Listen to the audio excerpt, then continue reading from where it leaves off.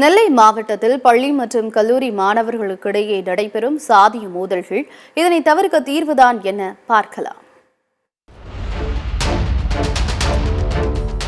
நெல்லை மாவட்டத்தில் மாணவர்களுக்கிடையேயான மோதல் சம்பவங்கள் தொடர்ச்சியாக அதிகரித்து வருகின்றன. சமீபத்தில் கூட தனியார் பள்ளியில் மாணவர் பேரவைத் தலைவர் தேர்ந்தெடுப்பில் ஏற்பட்ட மோதலில் பட்டியலின மாணவர் மீது மாற்று சமுதாய மாணவர்கள் தாக்குதலில் ஈடுபட்ட சம்பவம் பொதுமக்களிடையே பீதியையும் அதிர்ச்சியையும் ஏற்படுத்தியுள்ளது. இதுகுறித்து போலீசார் 7 மாணவர்கள் மீது வழக்கு பதிவு செய்து 6 மாணவர்களை மட்டும் சிறுவர் சீர்திருத்த பள்ளியில் அடைத்துள்ளனர். இதுபோன்ற சாதிய மோதல்களை தடுப்பதற்கு தொழில் வளங்களை பெருக்க வேண்டும் என்கிறார் சுடலை. சென்னையில எல்லாம் ஜாதி வளம் கிடையாது. ஏன்னா அங்க அத்தனை ஜாதி கம்யூனிட்டி மக்களும் இருக்காங்க. காலையில எழுந்த உடனே அவங்கவுங்க வேலையை பார்த்து போயிருந்தாங்க. எந்த ஒரு பிரச்சனையும் கிடையாது. ஏன் நம்ம அருகேமையில் உள்ள தூத்துக்குடி மாவட்டத்துல கூட தொழில் வளம் அதிகமா பெருகிட்டு, அதனால அங்கேயும் அந்த மாதிரி கம்யூனிட்டி பிரச்சனைகளோ ஜாதி பிரச்சனைகளோ எதுவும் இதுவரைக்கும் வரவில்லை. திருநெல்வேலி மாவட்டத்துல ஒரு பெர்சன்டேஜ் கூட தொழில் வளமே இல்லை. இங்கே தொழிலுக்குன்னு சொல்லக்கூடிய அளவுக்கு ஒரு பெரிய ஒரு ஃபேக்டரியோ அல்லது ஒரு தொழில்நுட்ப பூங்காவோ எதுவுமே கிடையாது.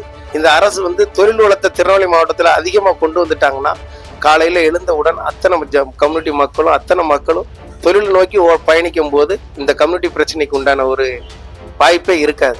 ஒவ்வொருவருடைய குடும்பங்களிலிருந்து இந்த சாதிய மோதல்களுக்கு தீர்வு காணப்பட வேண்டும் என்கிறார் பிலால் ராஜா. இந்த ஜாதி ரீதியான பிடிப்பு, இந்த கட்டமைப்புகளிலிருந்து நமது பிள்ளைகள், நமது சந்ததியினர்கள் விடுபட்டு ஒரு சிறப்பான எதிர்காலத்தை நோக்கி அவர்கள் நகர வேண்டும் என்ற ஒரு புத்துணர்ச்சி சிந்தனை குடும்பத்தாரிலிருந்தே அந்த மறுமலர்ச்சி சிந்தனை ஏற்பட வேண்டும்.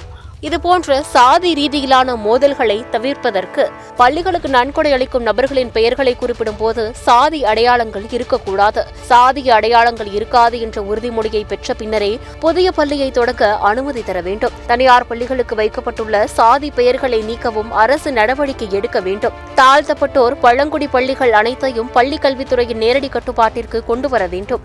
தாழ்த்தப்பட்டோர் நலத்துறை என்பது சாதி அடையாளங்கள் பள்ளிகளின் பெயர்களில் இருக்கக்கூடாது. குறிப்பிட்ட சாதி ஆதிக்கம் உள்ள பகுதிகளில் அதே சமுதாயத்தை சேர்ந்தவர்களை பள்ளி தலைமை ஆசிரியர்களாக நியமிக்கக்கூடாது.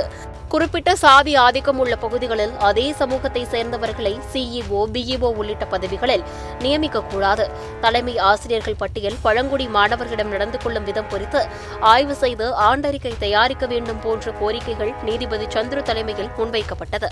சாதிய மோதல்களுக்கு அரசுதான் முழுமையாக பொறுப்பேற்றுக் கொள்ள வேண்டும் என்கிறார் சமூக ஆர்வலர் தியனரசு. பள்ளிக்கூடங்களில் அறிவிப்பு பலகையில் எந்த சாதி பேரும் இருக்கக்கூடாது. அரசு ஊராட்சி ஒன்றிய தொடக்கப்பள்ளி, அரசு உயர்நிலைப்பள்ளி, அரசு மேல்நிலைப்பள்ளி என்ற அரசு பெயர்ல தான் பள்ளிக்கூடங்கள் இருக்கும். தனிநபர் பெயர்ல இந்த பள்ளிக்கூடம் இருக்கு. முதல்ல இந்த நடவடிக்கை எடுக்கணும். அடுத்து வீதிகளில் உள்ள பெயர் பலகையில சாதி பெயர் இருக்கக்கூடாது. எந்த இடத்துலையும் சாதி பெயர் வெளிப்படையாக பொது இடங்களில் இருக்கக்கூடாது. பதிவேடுகள்ல நீங்க கமுக்கமாக சமூக நீதிக்காக, கல்வி உரிமைக்காக, பொருளாதார வளர்ச்சிக்காக ஒரு கமுக்கமாக அந்த ஆவணங்கள்ல வைத்துக் கொள்ளுங்க. இந்த நடவடிக்கை எடுத்தாலே ஓரளவு இது கட்டுப்படும். நெல்லையில் நடந்தது போலவே ஏராளமான சாதிய மோதல்கள் இளம் தலைமுறையினரிடையே இருந்து வருவது வருத்தத்துக்குரிய ஒன்றாக பார்க்கப்படுகிறது.